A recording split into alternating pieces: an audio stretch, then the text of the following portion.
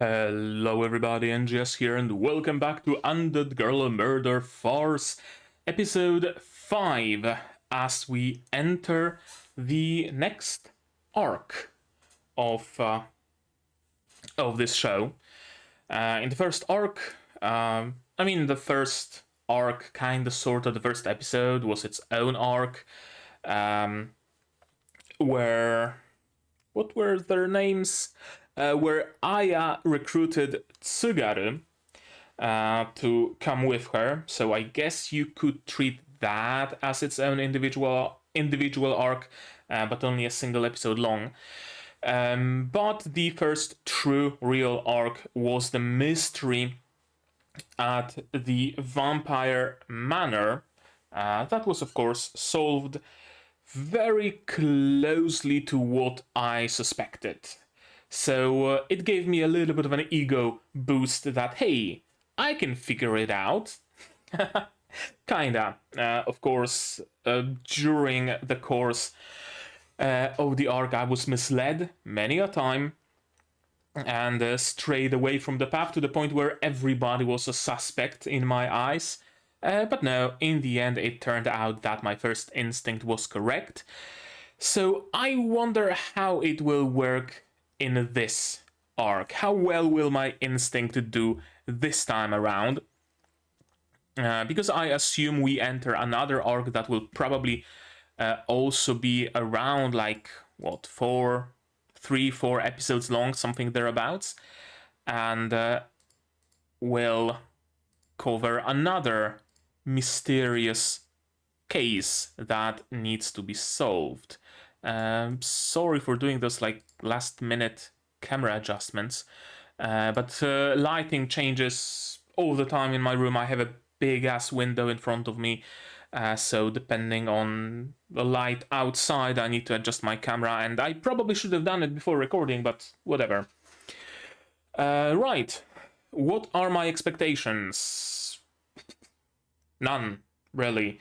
This show is very episodic, but or rather very arcodic. I don't know what word to use here. It's not that all of the episodes are separate, but rather all the individual arcs are, so far, seem to be separate with the overarching plot. So it's kind of hard for me to predict what's going to happen in this arc. We haven't really been given any leads at the end of the previous one. Well, besides, what was his face? What was his name? The old guy in a top hat and his goons also riding a carriage and talking about someone. Who was it?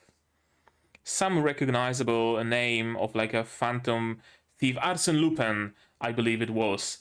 Arsène Lupin striking again, and them deciding that it's not worth the bother. So we probably will try to solve the case of Arsène Lupin and the theft he performed. That's about my one and only expectation. Maybe we will meet the old guy, although he's been set up to be the final boss, so to speak, right? He's the one who experimented on Tsugaru, he's the one who took Aya's body. So he's unlikely to appear so early into the series, I believe. He appeared, but he's unlikely to play a larger role. He's gonna be somewhere in the background still. I think that about covers it. One more thing, I guess, a little bit of housekeeping. Terribly sorry that I'm this late. I think I'm like 5 episodes late with Undead Girl Murder Farce. I would like to tell you the reason, but there really isn't any. I just kept recording other shows and not this one. I'm kind of strapped for time, especially with having to finish Ancient Magus Bride, because the second part of the second season is starting in the autumn, and because I also added Madoka Magica Rebellion to my repertoire. So sometimes something drops out, like one recording day drops out in a given week, and very often it's either Zom 100 or Undead Girl Murder Farce. I don't know why. I really wouldn't be able to tell you why. It just is that way. Maybe because other shows are easier to record. I don't have to like think that much. I don't know. I'm not sure. Whatever. I'm not gonna be making excuses for myself. I'm just gonna watch this episode with you, of course. And for you to watch this episode with me, you will need your subs to follow along.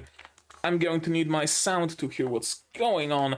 And I'm also gonna have to ask you guys for your support, monetary, on Patreon down below, or not. Share my content, spread the word, costs nothing, helps a lot. And with all of that out of the way, we can start watching Undead Girl Murder Farce episode 5 in 3, 2, 1, go.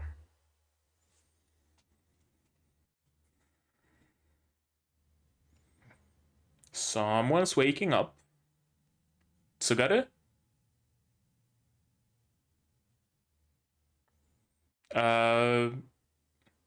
The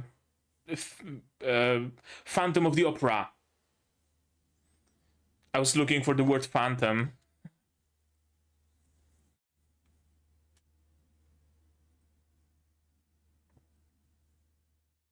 Literally Phantom of the Opera. Okay. Exactly.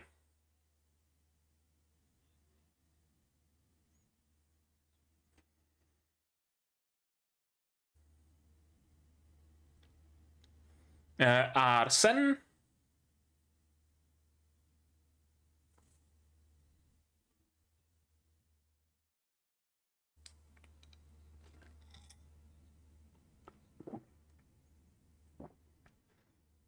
Are those notes from Phantom of the Opera?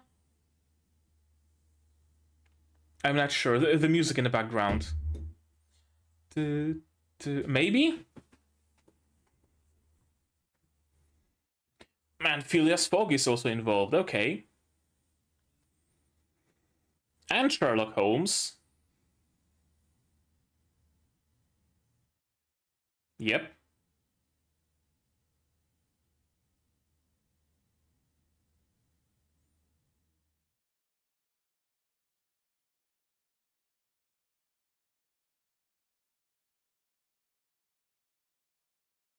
Sure.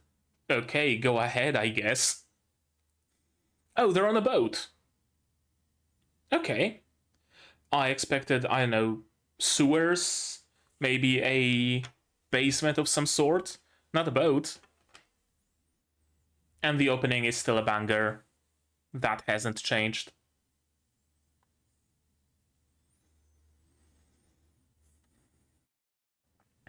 No lyrics, oddly enough.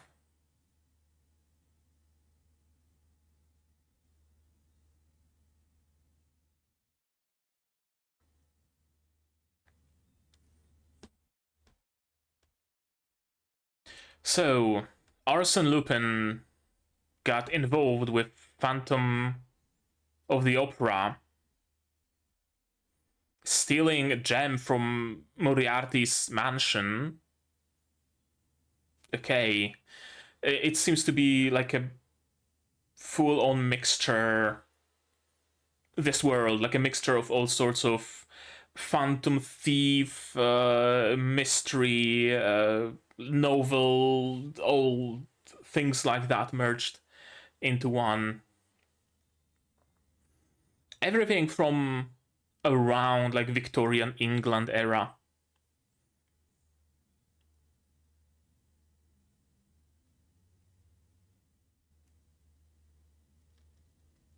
A nice family photo.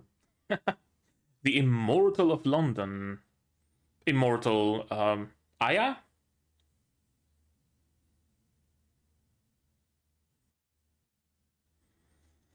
Oh, Phileas Fogg, not Moriarty. Phileas Fogg. The one from 80 Days Around the World, or whatever you call it.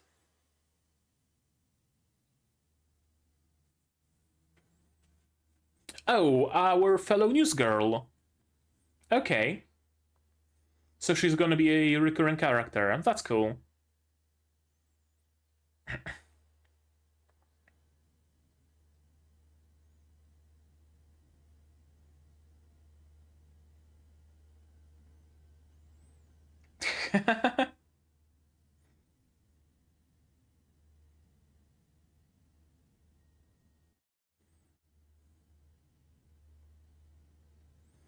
To my parrot.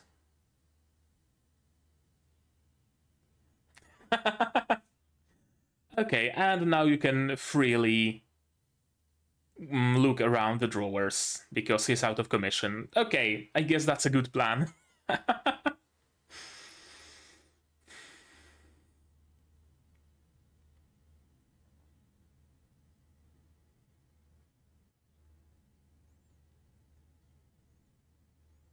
Sherlock Holmes and Dr. Watson?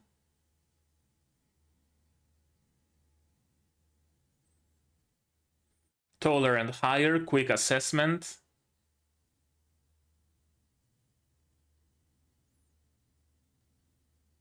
Yeah, okay. We're meeting them earlier than I suspected. And the bobbies are here.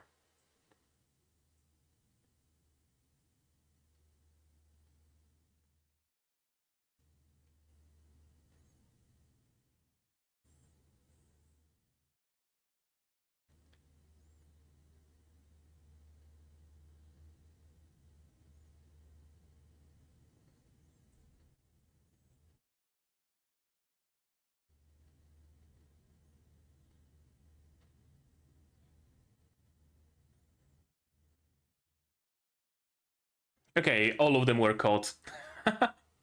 And who might you be? Yeah.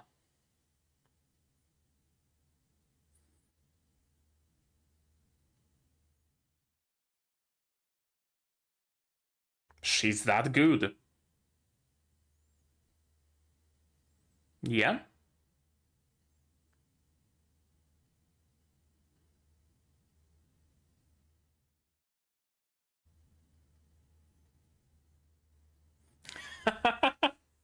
Oh. They're worth each other, aren't they?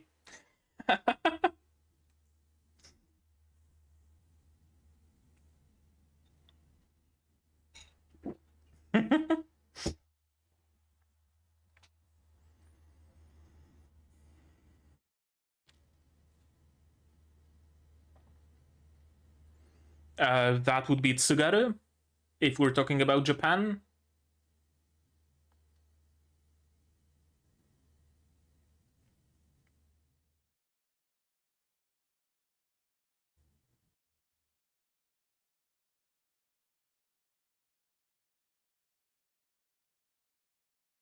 In this very carriage.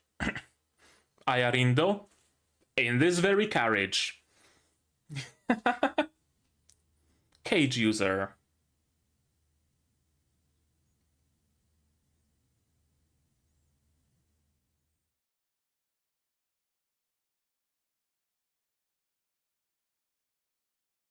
What a coincidence.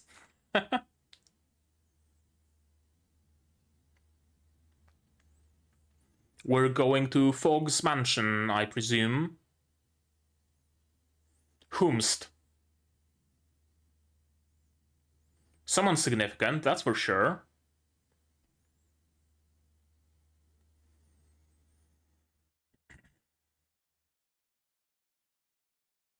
A famous magician of some sort. Oh, he's with the old guy. Yep. That's a very interesting track. I like this music.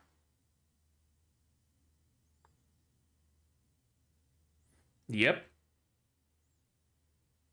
Passepartout? Okay.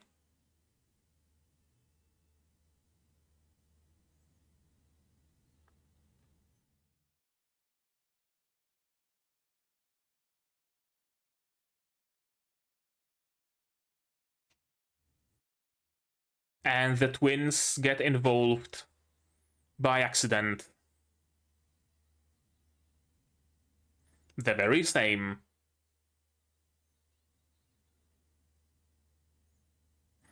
Suspicious person.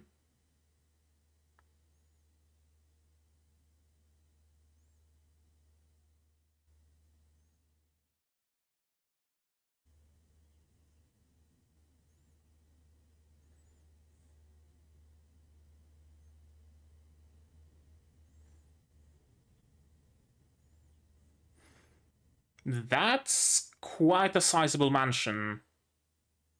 Yeah, containing a whole ass museum.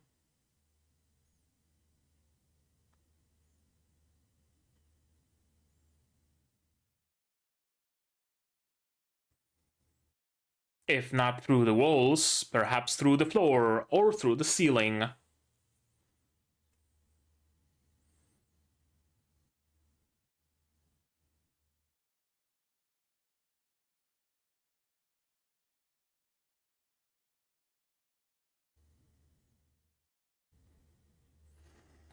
Okay, so we're gonna see it from the thief's perspective as well. Interesting. I assume not everything, though.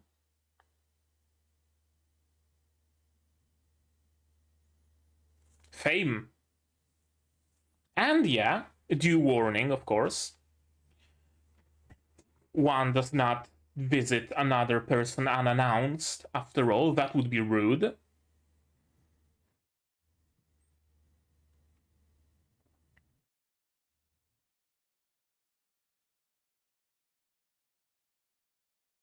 Perfect sync.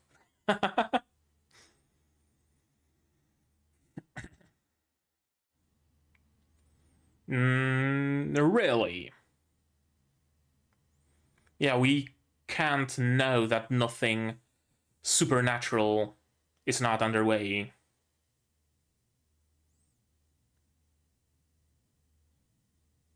Oh, friendly competition?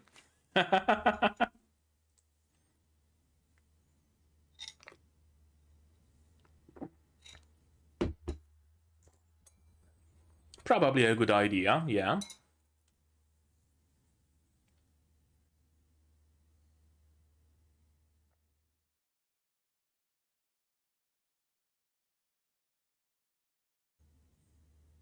Along with the save, okay. So it's impossible to just quietly pocket it. It's gonna take him exactly half an hour. Probably. Maybe because of train schedule or something like that. Metro? Going from underneath? No, I don't think Metro was a thing back then.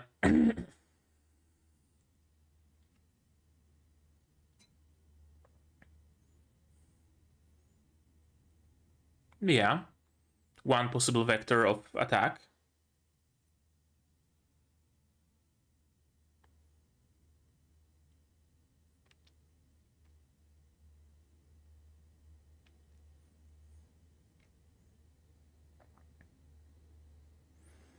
I don't think strength is in numbers.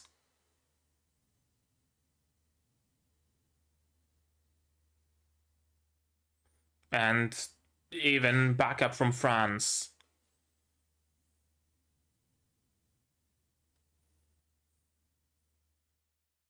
Who is Royce?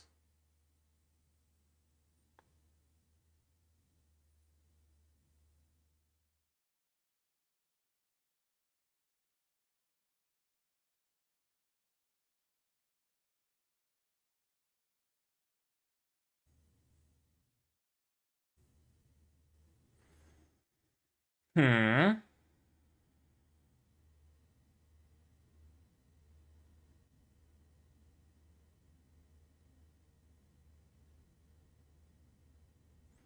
Is this the professor's group? No, someone else.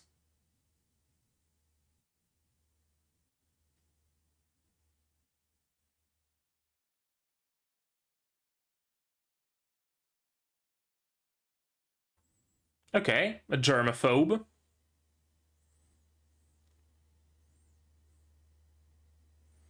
Double darts. Okay.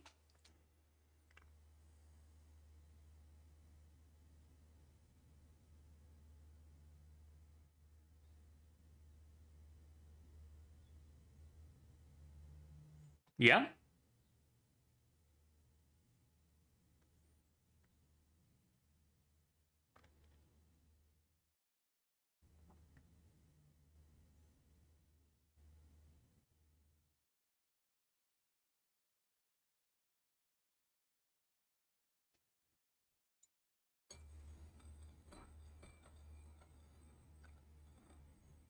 Oh.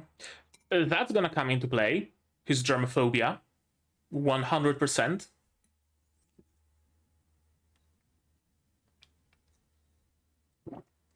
Stinging nettle and mango.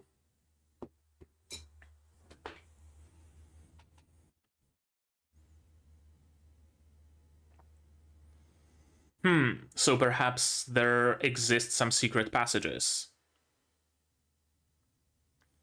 That's a big-ass basement. An old mine, perhaps? Requires 2 keys inserted at the same time. So probably not easy to lockpick. And then requires a 3rd final key.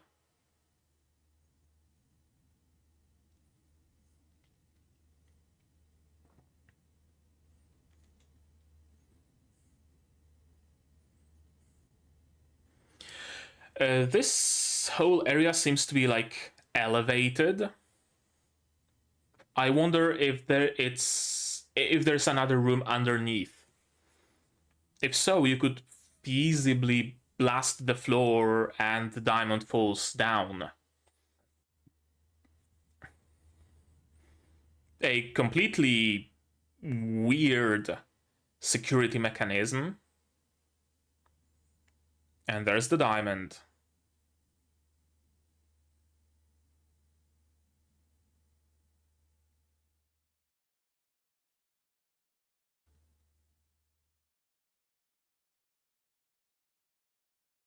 Oh.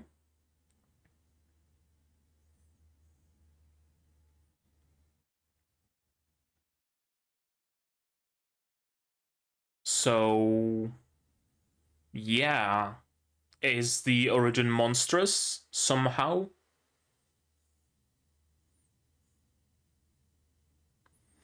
Like vampire ashes compressed enough to become a diamond or something? I don't know.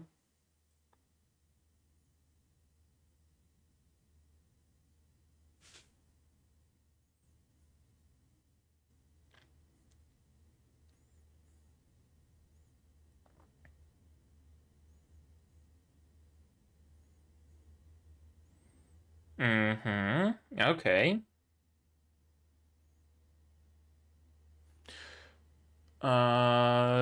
German?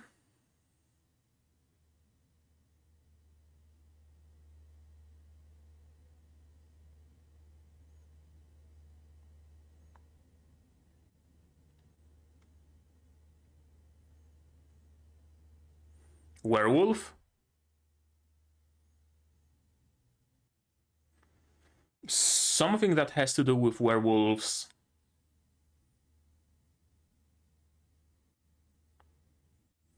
Okay, dwarves are involved now. Sure, why not?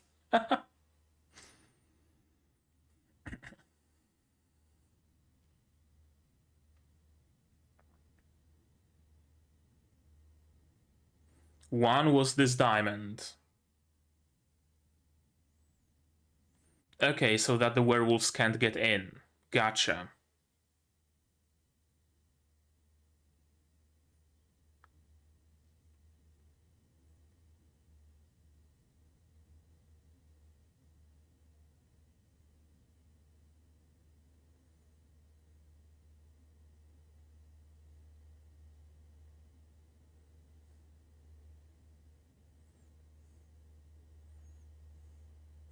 And why do you want it?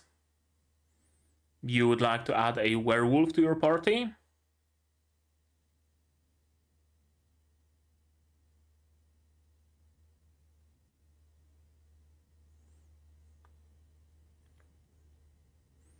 Aya? Aya.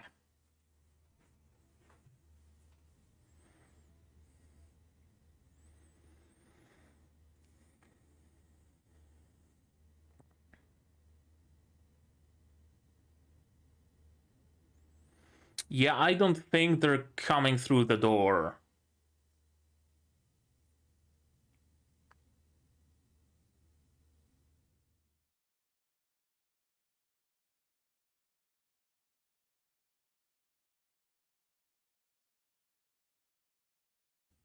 Another possible entrance.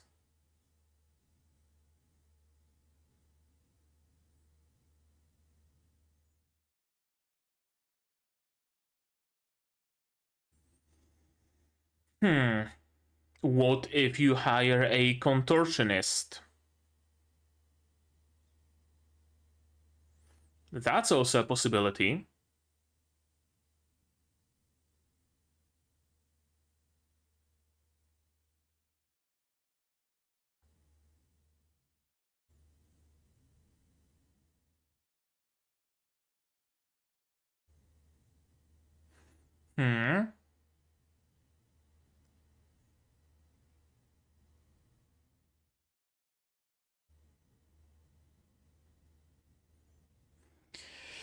Okay, interesting.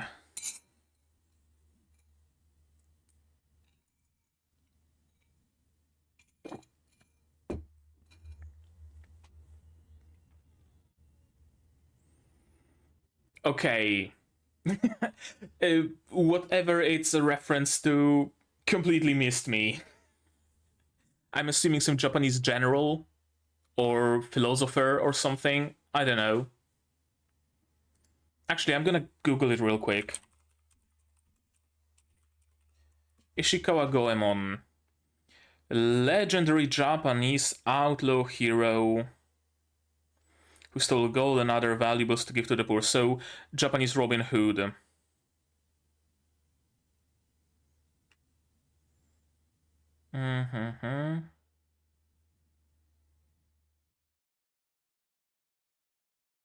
Why is my camera like, or OBS as a whole, like blinking every now and then?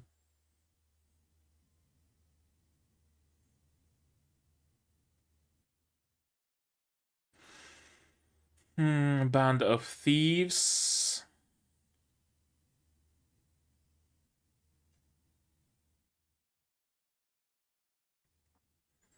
Public execution.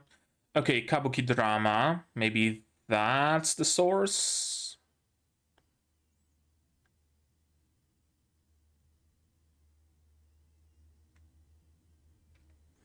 I don't know, man. I don't know. If you know something that isn't a spoiler, do let me know. Because it's, you know, weird having a reference that is possibly, you know, significant, but I'm not Japanese, I'm not familiar with this story, so it probably goes completely over my head. If you could explain it, I don't know, a little TLDR of the significant bits, something, I'd be grateful. Okay, I guess we can just watch it again, shall we?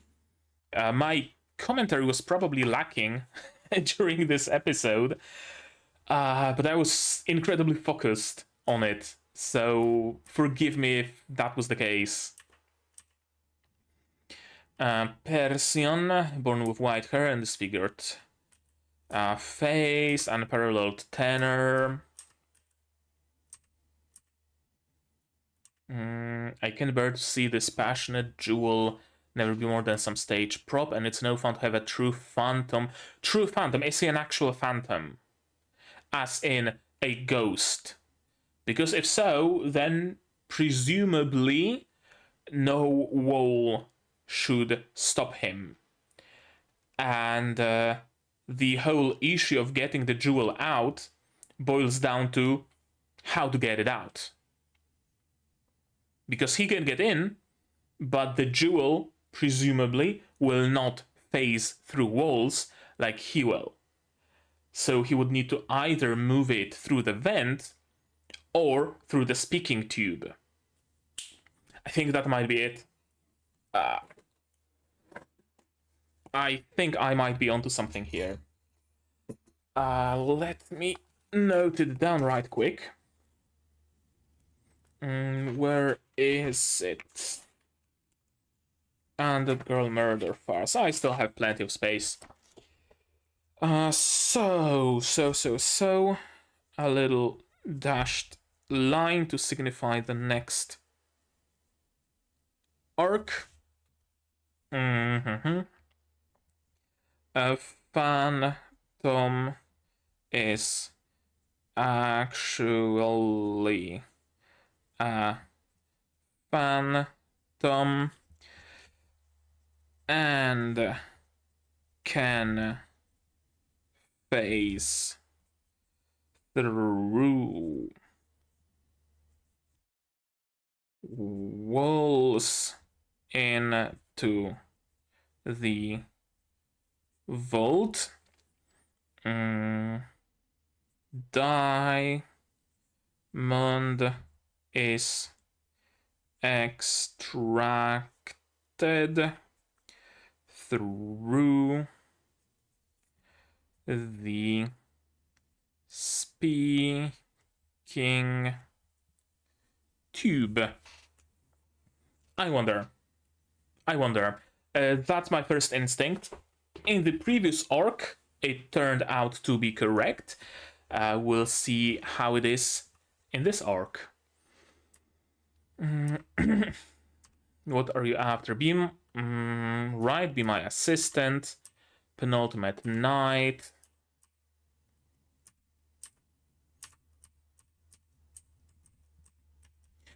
Also, do people ship them? I can absolutely 100% see people do that. I had a couple of Fujoshi friends when I was a kid, so this very much seems like something they would draw during the long break at school. 100%. My Fujoshi senses are tingling. OP. London, England. Arsène Lupin left a letter of warning. Impregnable dwelling. Marvelous discovery. New fossil unveils fresh evidence of evolution. Oh my god, evolution! Arsène Lupin appears. What kind of an accent is that? Arsène Lupin appears in London. Okay, famous detectives from all around the world. Aya and Sherlock, of course. This is great.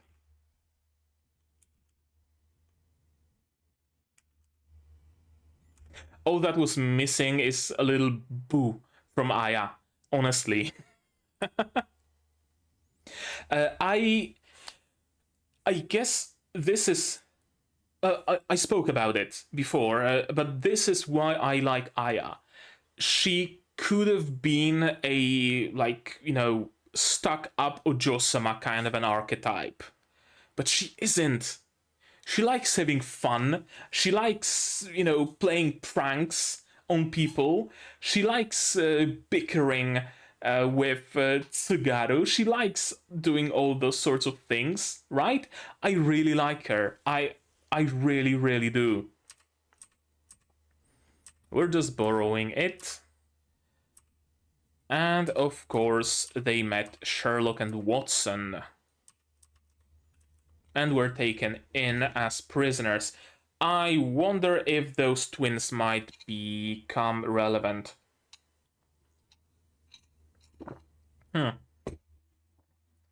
My first initial thought is that it's Phantom and Arsène in disguise. But probably not. I don't think they were left at the mansion. I think they were, like, taken out. But there has to be a purpose to them. There has to be. So I wonder what kind. To get information? And also they cannot be Arsène and Phantom because we see them later going over their plan. And yeah, of course, observation abilities on point as always. Contraband ceramic art. And there it is. It was indeed ceramic art.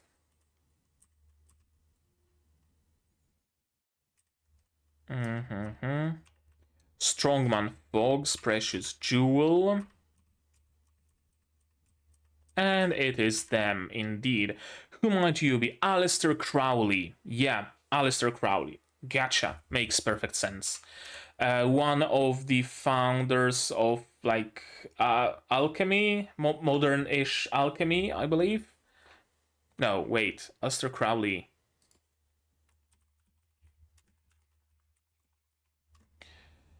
Aleister Crowley, English occultist, philosopher, ceremonial magic, novelist, mountaineer, founded the religion of Thelema.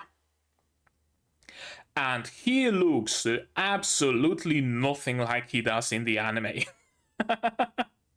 Absolutely nothing like him. But yeah, Aleister Crowley. Though I guess during his younger days, maybe a little bit.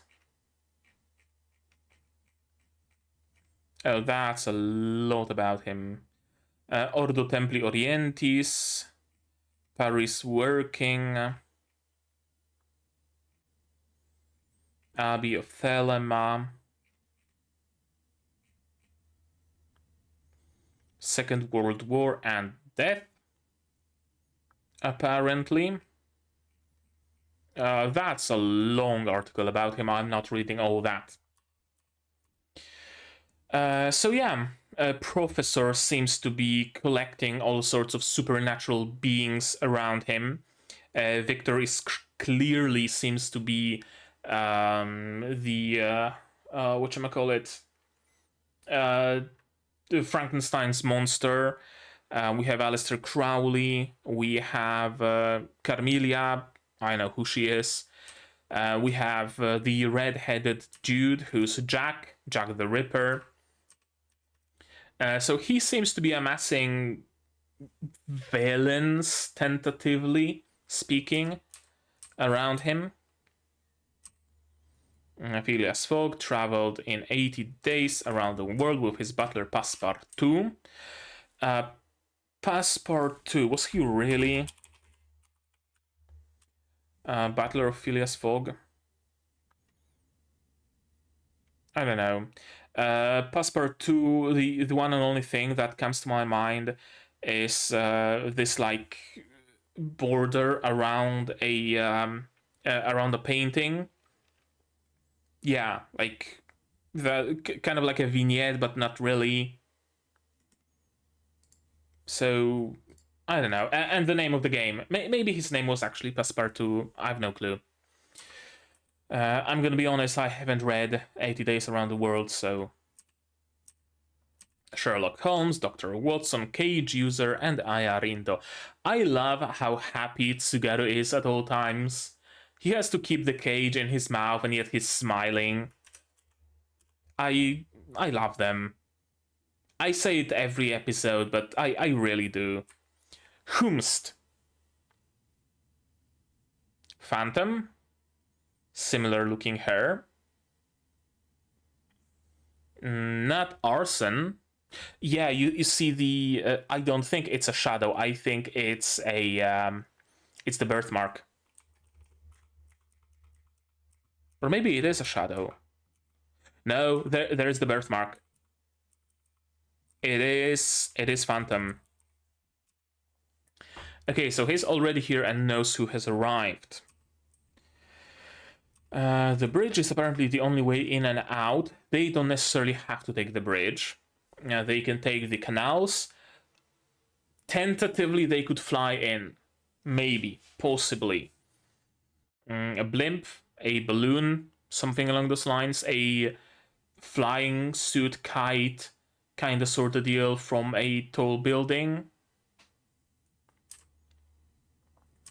Both museums, solid walls, so they're probably not drilling through. Yeah, this is Phantom.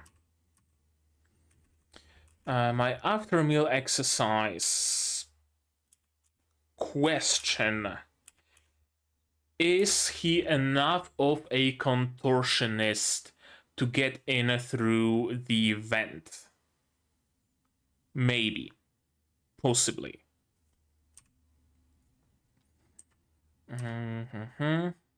Holmes is there, of course, another group. Here's Phileas Fogg. I believe that Arsène Lupin is as threatening as a monster. Perhaps, and perhaps he employed a monster to help him. I'm still unsure whether Phantom of the Opera is just a disfigured human, or is he, I mean, disfigured, he's attractive as fuck, so his disfigurement being debatable at best. But yeah, whether he is a human, or is he an actual phantom? If the latter, we have a way in. Aid of the Phantom of the Opera. Where did you hear that from, I wonder?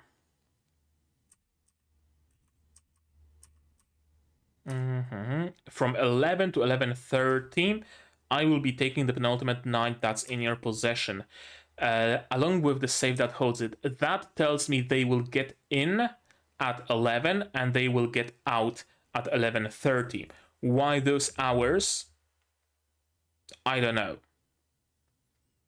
Half an hour seems to be, yeah, why would it say from 2 instead of just 11:30? It tells me that their plan might rely on timing a lot. Either some sort of train going through at this specific time. It's Victorian England, so probably no buses, no trams, no metro. Metro would be the obvious choice, right? At 11, one train of the metro passes underneath. At 11:30, another passes underneath. It's their way in through the metro tunnels and their way out. But there isn't the London Underground yet. When was London Underground actually built? London Underground. It's been built in 1863. I'm not sure what year it is. 1863. That's not the Victorian era, is it?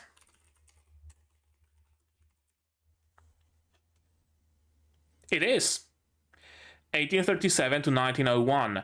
So the London Underground could actually be a thing during those times. Okay. And initially, okay, steam locomotives were... we have a way in. We have a way in. London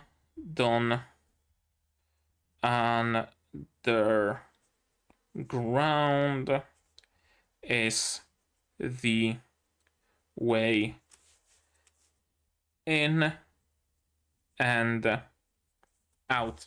That's why the strict schedule. Focus. Penultimate night, 18-karat black diamond, 80-karat black diamond. Special save in a basement, a moat, and a single canal 5 feet underground that connects with the river Thames. Possible way of infiltration. Despite being closed off, I can't see cutting some steel bars being particularly time-consuming. Even less if they decide to blow them up. 108 people. How is 108 unlucky? Some Japanese, I don't know, belief? All I can see on Google is... oh, there it is. 108 in Asia. Okay, it symbolizes perfection and is believed to be a holy or magical number. because it's 1 to the power of 1 times 2 to the power of 2 times 3 to the power of 3. That makes 108 in Hinduism, in Buddhism. Okay. Why unlucky then? Shouldn't it be lucky instead? Meaning perfection and whatnot? And we get a couple more people, so it's not gonna be 108. Royce Advisory Security Department.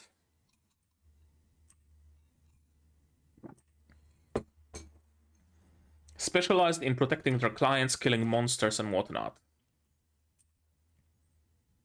7 members, numbered in order of ability, ascending or descending. They all wear white. Okay. Ridiculous code names. Reynold Stingheart, who seems to be utilizing a rapier, so a sting to the heart, I assume. That's why the name. A germaphobe. That will come into play. It's a weakness, and the weakness must be exploited, or else why is it here? Sting... Hearts... Germo, not Germa. Germa is a streamer. Although, I don't know, maybe people are afraid of Germa. Probably after all those, like, Among Us sus edits and whatnot. Stingheart's germaphobia is exploited. Like, throw a fart bomb into a room and he's gonna be out. He is number 5, so either the upper ends or the lower ends of their ability scale. And here we have Fatima.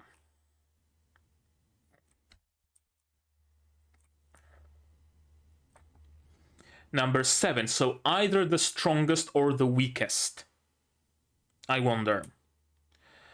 Fatima double darts. I assume she uses darts in combat. Maybe poison darts, maybe just darts. She seems very, like, kind of childish. Very... very... not unserious, but... You know what I mean. She doesn't have that air of a strong character about her. So she is probably the strongest. That's how it usually is. If a character doesn't seem like they are strong, they are probably the absolute strongest.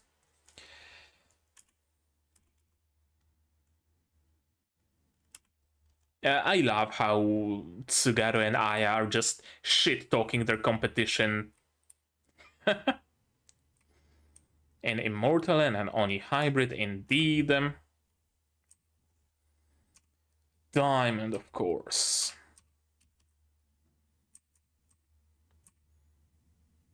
The basement deep beneath the mansion. A temple used to be, so perhaps some catacombs or something that can be exploited again. That's a huge ass room. There is so much potential for things to happen here. You could potentially blow up those columns. Is there actually like a solid pillar? Is it like a solid cylinder? Or is it empty underneath? Because if it's empty underneath, there is an easy entrance through the floor. If it's a solid cylinder, well, we don't know if there's a room underneath. And the diamond is in the Chamber of Additional Crimes. Why the weird name? I don't know. 2 keys, different, actually.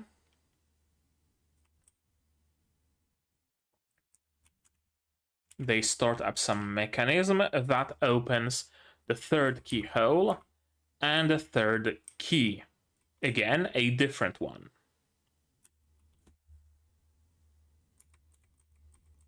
I wanted to see if the doors clip with each other, and they actually do.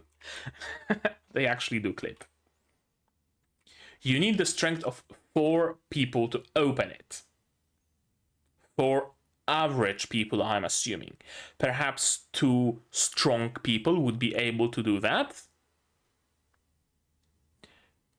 Or perhaps, again, the entry is not through the doors.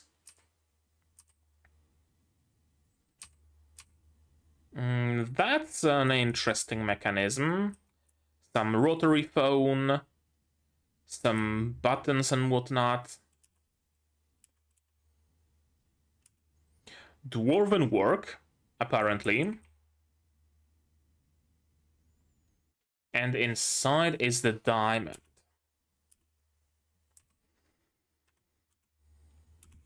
A throne also looks vaguely dwarvish. Penultimate knight. Not a natural diamond, but not a synthetic either.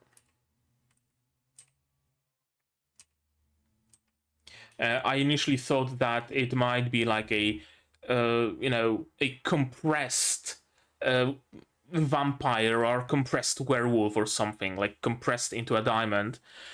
Even nowadays, you can actually find a service that they will cremate you and they will turn your ashes into a diamond so that your loved ones can wear it. Interesting, huh? So perhaps something similar was done. But no. It was obtained 20 years ago in a 14th century ruin. What does 14th century tell me? Early Middle Ages. Early-ish Middle Ages. That's about all it says. That's about all it tells me. Inside was this gem. Along with carbon, there are also traces of europium. Now, europium is an actual chemical element. Symbol EU, number 63. I wondered if the number might be like 108. We would have some nice symbolism, some nice connection here, but no. 63. It's silvery white. Reacts with air to form a dark oxide. That's why this gem is dark, probably. The most chemically reactive, least dense, and softest of the lanthanide elements. Soft enough to be cut with a knife. It was isolated in 1901, which means, which places the time of this show at after 1901. No, wait, because it was, yeah, right, it was isolated and named in 1901. So London Underground is already working. And it's not the Victorian era, it's like Industrial Revolution era. Okay. Around Industrial Revolution-ish era. Maybe. I'm not sure. I'm not really good with history. What else interesting can we read about it? It's ductile, hardness of lead, around lead. Half-filled electron shelf, so that's why it's so reactive. Claimed to be a superconductor below 1.8 K. Chemical properties. Europium 2 versus Europium 3 isotopes. Europium as a product of nuclear fission. Occurrence. Not found in nature as a free element. But found in bastnasite, moissanite, xenomite, and loparite CE. Not found in diamonds, from what I gather.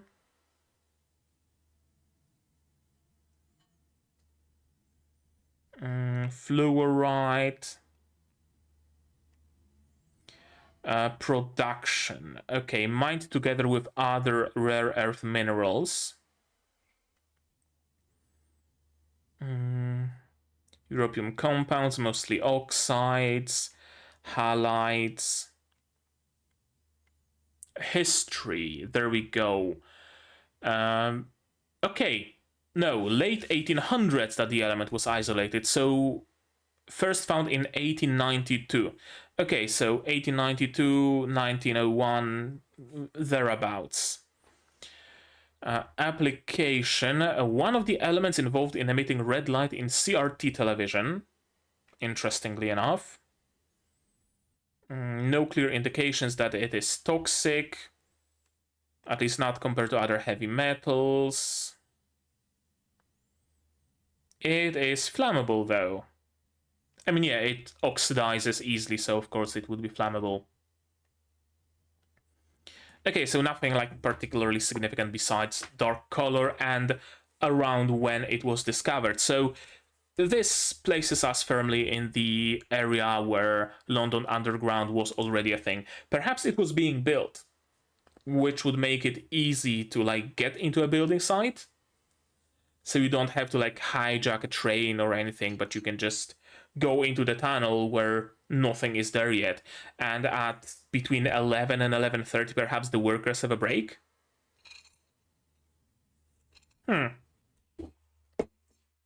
That's another curious thought.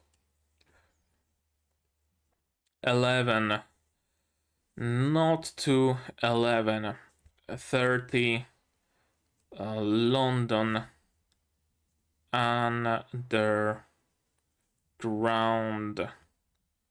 workers have a break.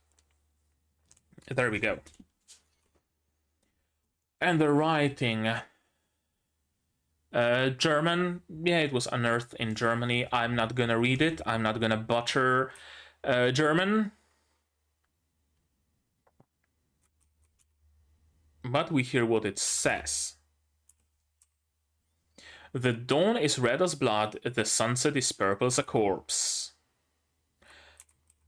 Okay, the ink is animated on once. Interesting. Do not gaze upon my hideous self as the moon shines down on me. For there is a wolf inside of me. So, yeah, it's talking about werewolves. Penultimate night. Penultimate, the night before the full moon, I can assume. Dwarves made it, were exterminated by a certain tribe of werewolves, swore revenge. In order to tell future generations the location of their enemy, they created two pieces with their career, the diamond and the safe.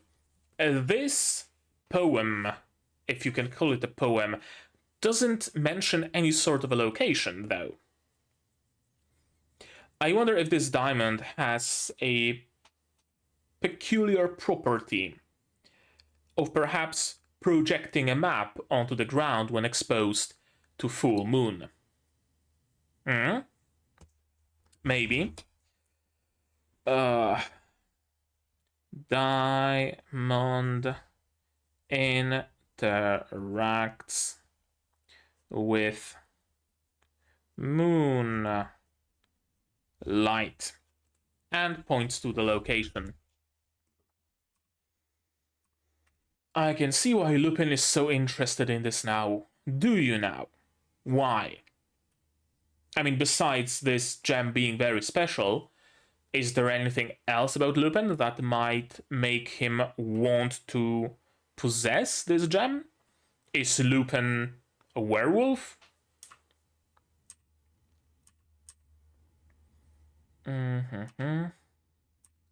Penultimate night, that little thief keeps going after the things I want. Why do you want it? Why do you want it, Professor? Professor James Moriarty, by the way. I can see his name in the list of characters. Well, the one and only...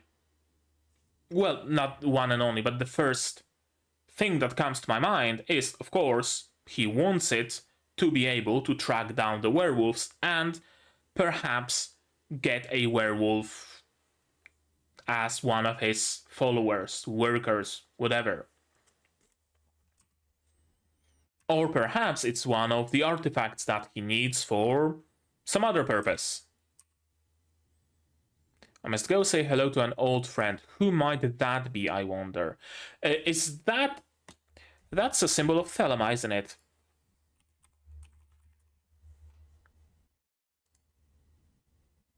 It absolutely is. It's a symbol of Thelema.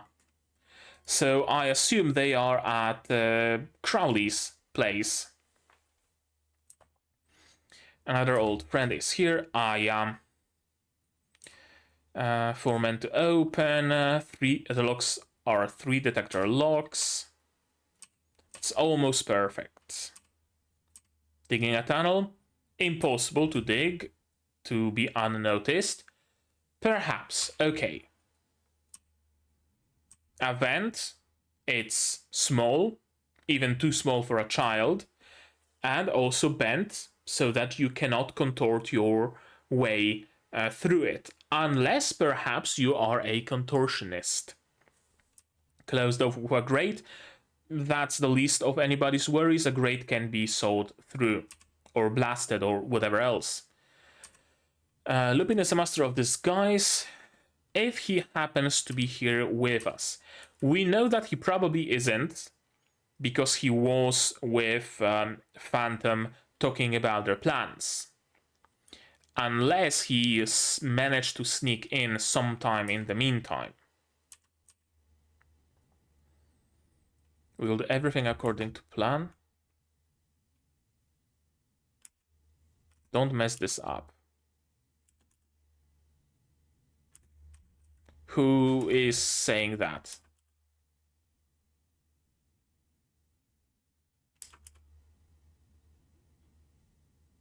Is that Sherlock saying that, or is that the germaphobe?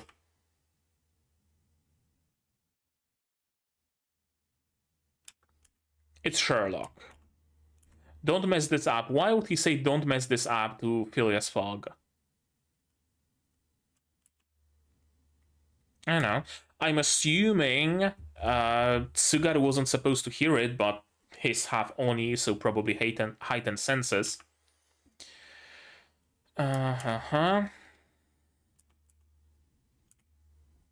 Is perhaps someone inside? Is Fogg trying to stage it? I don't know. He's like shown like a shadowy figure here. I'm gonna note it down just in case. Fogg himself is sus. They have a way of dealing with Lupin. Your hint is Goemon Ishikawa. With his weird eyes. That Tsugaru manages to portray perfectly. I love how silly they are. I love it. It was like... It would be so easy to make them essentially a master and servant. To make Aya the brain and Tsugaru the brawn. Right? But no, they are equals. They are friends. They have fun with each other. I love it. I fucking love their relationship. I love how well Tsugaru and Aya work together. That's probably my favorite part of this show. Those two motherfuckers. Okay. That's gonna do it for episode 5. I had fun, as always. Perhaps my commentary wasn't up to snuff, but I hope I made it up with the careful analysis of how fucking mineral of europium and the date of its discovery might have an impact on solving the case. This show forces me to think. It forces me to wonder. It forces me to look into the smallest, littlest, tiniest things. Like, again, the discovery date of europium and the build date of the London Tube. London Underground, sorry.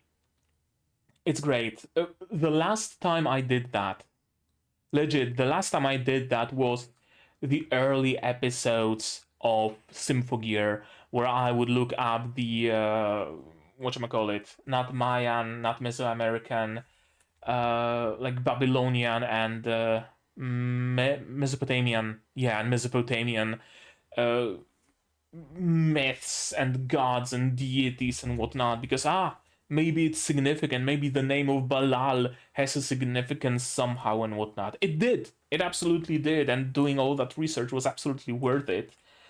And I like it. I like it. I like being engaged in what I watch. I like being engaged in media.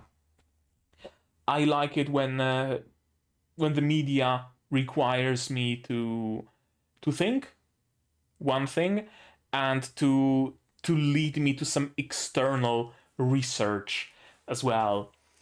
I'm reading of all things right now on my Kindle. I'm reading a My Little Pony fanfiction, Silver Glow's Journal, I think it's called, and there are so many words in English language that I don't know there. The action takes place in where is it? In Kalamazoo, City in the US, and it's the first time I heard about it. And looking up all those like locations and brands and stuff like that, it's great. It's a great experience. That's why I love my Kindle, because I can just mark a word and look up its definition on Wikipedia or in a dictionary or wherever, or mark it or leave a note, and then I can use those words maybe in my own writing or in my daily lives. I don't know. I like it when what I consume requires me to go above and beyond that. It requires me to Google something, to hit up the books, to ask someone for clarification, to do some of my own research, to take notes. It's great. It's great. That's why this show is so great. Anything else? I'm excited for this arc because I might have some theories. For sure, I have a couple of them, but nothing is clear yet. I think that's also why I stopped watching it after episode 4 and took so much of a break, because episode 4 was the ending of the arc. The arc was very self-contained. The mystery is solved. We cut it. We closed and shut case, and that's it. And there wasn't that drive that would, draw me, pull me towards further episodes. Now that another arc has begun, I feel the draw again. Anything else? Anything else? I don't know. I don't think so. There's so many mysteries, so many mysterious things. Like, why would Moriarty need the gem? Why is he gathering a crew of Jack the Ripper, Frankenstein's monster, Aleister Crowley, and Carmelia, whoever she is? Probably some femme fatale as well. What's his goal? Why did he steal Aya's body? Was it to give parts of it to Victor, maybe? Why did he experiment on Tsugaru? All sorts of questions. All sorts of questions that go beyond the current arc. That's also cool. That I also like. That there isn't just this arc and all the mysteries are contained within, but we also, you know, can go out and about looking for other answers to other questions. Okay, I think that's it. I think I said my piece. I'm not gonna keep you any longer here, but before you go, you guys, tell me, what did you think of this episode, of my reaction, of my theories, stuff like that, down in the comments below. Don't spoil it, please. If you do want to talk spoilers, my Discord is here, also linked in the description below, where you can go and discuss spoilers to your heart's content in the Undead Girl Murder Farce channel.